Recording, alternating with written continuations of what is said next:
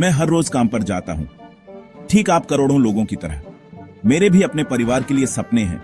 एक प्यारी सी पत्नी है और 2 प्यारे बच्चे हैं। मैं उन्हें अच्छी से अच्छी जिंदगी देना चाहता हूँ, लेकिन मेरे सामने एक दिक्कत है। एक ऐसी दिक्कत जिसका सामना हम में से बहुत से लोग करते हैं, पैसों की तंगी। हर महीने एक ही कहानी दोहराई जाती है। तनख्वाह आती है और कुछ ही दिनों में गायब। बिलों का ढेर लग जाता है। अचानक कोई खर्चा आ जाता है और मैं सोचता रह जाता हूँ कि सारे पैसे गए कहाँ। पैसों की टेंशन मुझे घेरे रहती है। मुझे लगता है जैसे मैं फंस गया हूँ। मैं अपने दोस्तों और साथ काम करने वालों को छुट्टियां मनाते, नई चीजें खरीदते और जिंदगी को अच्छे से जीते देखता हूँ। काश मैं भी अपने और अपने परिवार के लिए ऐसा कर पाता, लेकिन पैसों की कमी का डर मुझे हमेशा सताता रहता है। ये कहानी हमारे देश के लाखों अमित की है, जो कड़ी मेहनत तो करते हैं, लेकिन घर चलाने में ही लगे रहते हैं। अमित का दिन जल्दी शुरू होता है। नींद टूटते ही उसे दिन भर की टेंशन सताने लगती है। उसे पता है कि बिजली का बिल देना है, उसकी बेटी के लिए स्कूल के नए जूते चाहिए और ऊपर से महंगाई बढ़ती ही जा रही है। वो काम पर निकल जाता है। उसका दिमाग खर्चों की चिंता में डूबा रहता है।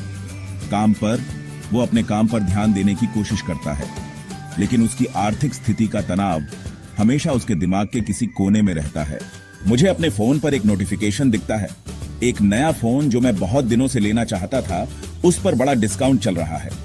मुझे पता है कि मुझे नहीं लेना चाहिए, लेकिन मैं उसे खरीद ही लेता हूँ।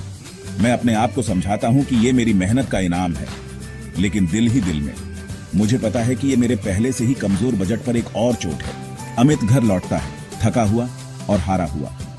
वो अपने बच्चों और अपनी प्यारी पत्नी के चेहरे देखता है, जो उससे बहुत उम्मीदें लगाए बैठे हैं। काश मैं उन्हें और दे पाता। एक अच्छा सा घर, ज्यादा अपॉर्चुनिटीज, सुरक्षा की भावना। दिन की शुरुआत कैसे हुई थी? चिंता और लाचारी के साथ, और अंत भी वैसे ही होता है। एक दिन अमित अपने पुराने दोस्त रोहन से मिलता है। रोहन कुछ बदला हुआ लगता है, शांत, खुश और अपने आप पर काबू रखने वाला।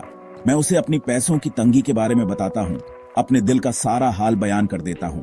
रोहन धैर्य से सुनता है और फिर एक नया नजरिया पेश करता है। अमित, तुम अकेले नहीं हो। हम में से बहुत से लोग ऐसी ही परेशानियों का सामना कर रहे हैं, लेकिन ऐसा होना जरूरी नहीं है। तुम अपने पैसों को कंट्रोल कर सकते हो। रोहन समझाता है कि 3 मुख्य चीजें हैं जो अमित को पीछे खींच रही हैं। बिना सोचे समझे खर्च करना, बचत की कमी और निवेश की जानकारी न होना। वो अमित को बजट बनाने, फिजूल खर्ची कम करने और नियमित रूप से बचत करने के महत्व के बारे में बताता है।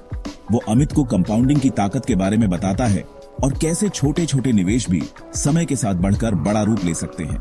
मैं ध्यान से सुनता हूं। मेरे अंदर उम्मीद की एक किरण जाग उठती है।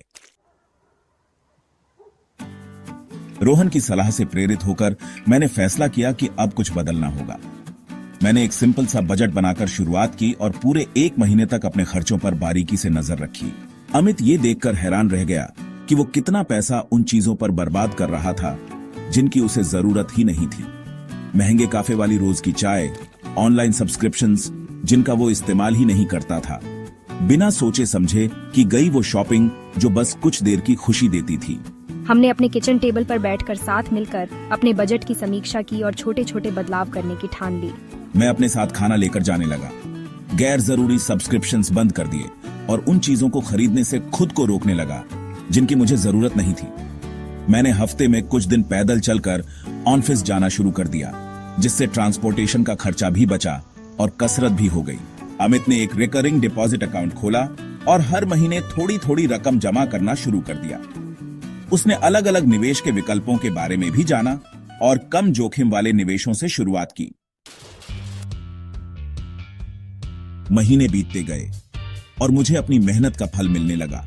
मेरे बचत खाते में पैसे बढ़ने लगे। मुझे गर्व और नियंत्रण की भावना महसूस होने लगी, जो मुझे सालों से महसूस नहीं हुई थी। जब बिजली का बिल आता था तो अब हम घबराते नहीं थे। हम अपने बच्चों की पढ़ाई के लिए भी थोड़ा बहुत योगदान देने लायक हो गए थे। अमित को एहसास हुआ कि आर्थिक आजादी का मतलब अमीर होना नहीं है, बल्कि मन की शांति होना है। इसका मतलब है कि बिना किसी चिंता के अपने परिवार की जरूरतों को पूरा कर सकें। मैंने सीखा कि छोटे छोटे लगातार प्रयासों से बड़े बदलाव आ सकते हैं। अमित की कहानी हम सभी के लिए प्रेरणा है। ये दिखाता है कि अपने पैसों को कंट्रोल करना कभी भी देर नहीं होती। ये सोच समझकर खर्च करने, नियमित बचत करने और सही जगह निवेश करने के महत्व पर प्रकाश डालता है। सबसे महत्वपूर्ण बात, यह हमें याद दिलाता है कि आर्थिक आजादी हर किसी के लिए संभव है, एक एक कदम उठाकर।